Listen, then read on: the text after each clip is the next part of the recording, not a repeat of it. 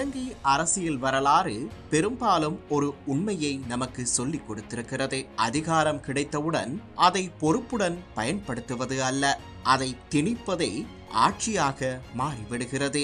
ஜனாதிபதியின் அளவிட முடியாத பெரும் அதிகாரமும் பாராளுமன்றத்தில் ஒரே கட்சிக்கு கிடைத்த 2/3 பெரும்பான்மையும் எந்த கூட்டணியும் தேவையில்லை என்ற நிலையும் கடந்த காலத்தில் இவை அனைத்தும் ஜனநாயகத்தை ஒடுக்க பயன்படுத்தப்படும் கருவிகளாகவே இருந்தன.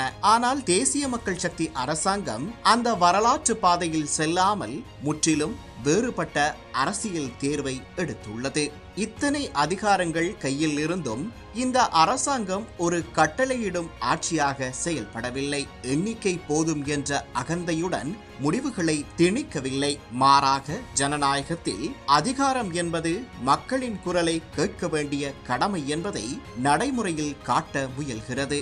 6ஆம் ஆண்டு கல்வி மறுசீரமைப்பு 2027ஆம் ஆண்டிற்கு ஒத்திவைக்கும் தீர்மானம் இந்த அரசியல் அணுகுமுறையின் மிக தெளிவான சாட்சியாகும். முந்தைய ஆட்சிகளில் இத்தகைய கல்வி மறுசீரமைப்புகள் ஜனாதிபதியின் அதிகாரத்தின் பேரில் எந்த எதிர்ப்பையும் மிதித்து அமுல்படுத்தப்பட்டிருக்கும். ஆசிரியர்கள் பழமைவாதிகள் எனவும், கல்வியாளர்கள் மாற்றத்திற்கு எதிரிகள் எனவும், தொழிற்சங்கங்கள் அரசியல் தடைகள் எனவும் முத்திரை குத்தப்பட்டிருக்கும். ஆனால் இந்த முறை அந்த குரல்கள் மௌனப்படுத்தப்படவில்லை, அவை கவனமாக கேட்கப்பட்டன. கல்வியாளர்கள், பாடத்திட்டத்தின் நிபுணர்கள், ஆசிரியர்கள் மற்றும் அதிபர் தொழிற்சங்கங்கள் முன்வைத்த குறைபாடுகளை அரசாங்கம் ஏற்றுக்கொண்டது. குறிப்பாக பாடநூல் அச்சிடலில் ஏற்பட்ட தவறுகள், தயாரிப்பு குறைபாடுகள், நடைமுறை அமுலாக்கத்திற்கு போதிய கால அவகாசம் இல்லாத நிலை, இவை அனைத்தும் அரசியல் வசதிக்காக மறைக்கப்படவில்லை. அதே நேரத்தில் இந்த கல்வி மறுசீரமைப்பு விவாதம் இயல்பான சூழலில் நடைபெறவில்லை. வலதுசாரி கலாசார மற்றும் மத அடிப்படைவாத சக்திகள் பயத்தை அரசியலாக்கின.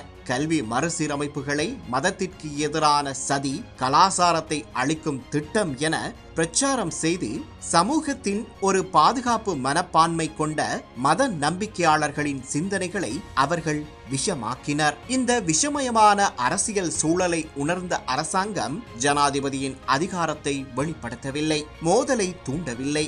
மாறாக வேகத்தை குறைத்து மறுசீரமைப்பை ஒத்திவைக்கும் முடிவை எடுத்தது. இது பின்னடைவல்ல, இது அரசியல் முதிர்ச்சியின் வெளிப்பாடு. ஆனால் இங்கே ஒரு தெளிவான அரசியல் பொறுப்பு உள்ளது. கல்வி மறுசீரமைப்புகளை மதவாத, வலதுசாரி, அடிப்படைவாத அரசியலிடம் ஒப்படைக்க முடியாது. பொய்யான தகவல்களுக்கு இடம் கொடுக்க முடியாது.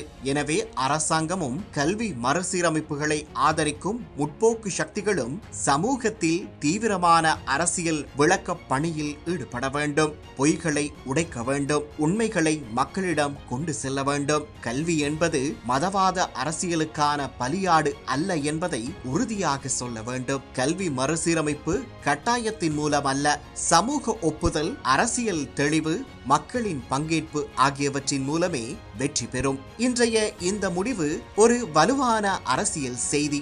அதிகாரம் இருந்தால் போதும் என்பது ஆட்சி அல்ல. அதிகாரம் இருந்தும் ஜனநாயகத்தை தேர்வு செய்வதே உண்மையான அரசியல் மாற்றம்.